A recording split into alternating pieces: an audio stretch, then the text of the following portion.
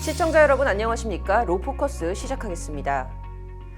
이번 주 로포커스는 이태원 참사 관련한 소식 특집으로 전해드립니다. 이태원 압사 사고 나흘째 사망자가 156명으로 늘었습니다. 이번 일주일은 국가 애도기간으로 정해지면서 전국적으로 설치된 합동분향소에 조문객들의 발걸음이 이어지고 있는데요. 대체 왜 이런 일이 벌어졌는지, 참사를 막을 수는 없었던 건지 관계기관을 향한 비난의 목소리도 계속되고 있습니다. 시민들 그리고 법조계 의견을 듣고 온 이혜연 기자가 먼저 사고 관련 내용을 종합적으로 정리했습니다.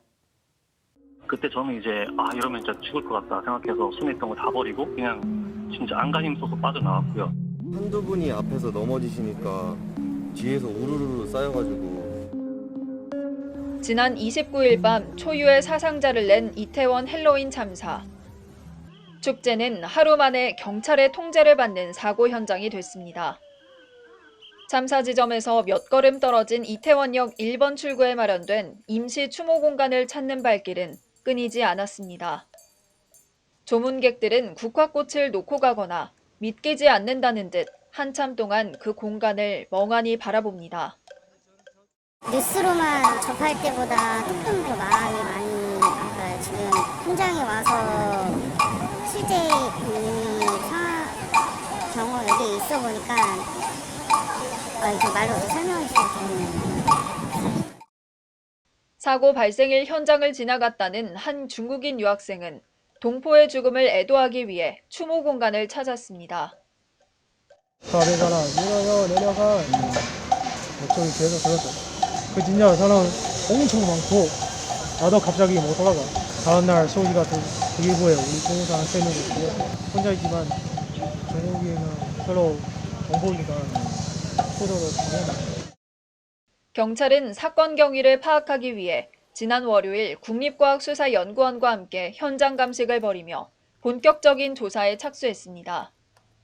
사고 지점 주변 CCTV 영상 확인, 업소 종사자 조사, 3D 스캐너를 이용한 골목과 상가 수색이 이어졌습니다. 이러한 참사가 다시는 일어나서는 안 되는 만큼 책임자 규명과 피해자 보상이 제대로 이뤄질지에 대한 논의가 계속되고 있습니다. 우선 정부는 사고 사망자 위로금 2천만 원, 장례비 최대 1,500만 원 지원과 더불어 이송비용, 장례 절차 지원 등을 약속했습니다.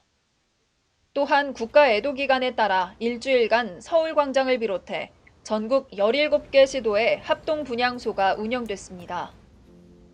시민들뿐만 아니라 정치계, 법조계, 종교계까지 이어진 조문의 발걸음. 법조계에선 향후 유사 사태를 막기 위한 대책 마련에 힘쓰겠다고 했고, 저희가 적극 나서서 다시는 이런 사태가 발생하지 않을 수 있도록 제도 개선책을 철저히 준비하고 또 저희 법률가들이 나서고 또 정부 부처와 적극 협조해서 그런 대책 마련에. 종교계는 희생자들의 명복을 빌며 정부 부처에는 원활한 수습을 거듭 당부했습니다. 꽃도 다 피우지 못한 우리 젊은이들이 생각지도 않게 이런 일을 당해서 국민과 함께 모두 저희도 물교 전 교도들도 마음이 참 아프게 생각하고 있습니다. 이분들의 명복을 빌고요. 정치권에서도 그 마음으로서만 이걸 잘 수습되는데 마음이 안착되고 치유가 빨리 되는데 합력하는 데만 주력을 했으면 좋겠습니다. 그러나 이런 바람과는 달리 늦장 대응에 대한 경찰 책임론의 비난은 거세지고 있습니다. 참사 발생 시각 약 4시간 전부터 인파 정리를 요청하는 112 신고가 확인됐으나 정작 경찰은 미흡한 대처를 했다는 제보가 잇따르고 있는 겁니다. 잘못하다 압사당할 것 같다. 사고 날 것 같은데 위험하다. 인파들 많아서 대형 사고 나기 일보 직전이다 등 참사를 예견할 수 있는 신고 내용들이 실제로 다수 확인됐습니다. 경찰의 적절한 통제가 지속됐다면 참사를 막을 수도 있었을 것이란 지적이 나오는 이유입니다. 그 지역의 질서를 유지해야 할 관할 서나 아니면은 소방관청이나 아니면은 각종 이제 행정부에서 해당 지역에 수많은 인파가 몰렸을 때 발생할 수 있을 만한 여러 가지 위험성들을 예측하고 일반적인 평시보다는 더 많은 관리 감독 인원들을 배치하고 공무원들을 배치했어야 할 것. 이런 가운데 온라인상에서는 또 다른 공방이 벌어졌습니다. 참사가 벌어질 당시 영상이 SNS에 퍼지면서 네티즌들이 원인 제공자 색출에 나선 겁니다. 일명 토끼 머리띠 남성이 핵심 인물로 특정됐습니다. 토끼 머리띠를 쓴 남자가 친구들을 동원해 앞으로 밀자고 계속 소리쳤다는 증언이 나왔고, 지목된 이는 빠르게 퍼지는 루머에 대응하고자 직접 등판해 현장에 있던 사람은 내가 아니다라는 등 반박에 나섰습니다.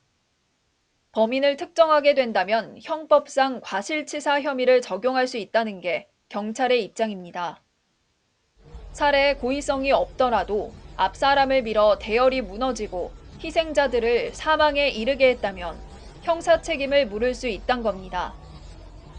그러나 법조계는 당시 현장에 있던 원인 제공자를 찾더라도 처벌로 이어지기란 쉽지 않을 것이란 의견을 내놨습니다.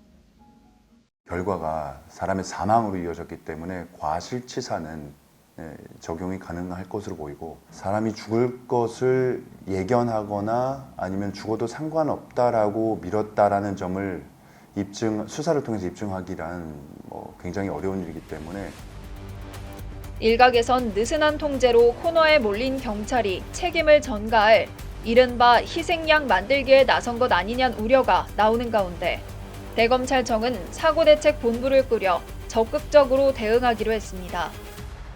법률방송 이혜연입니다.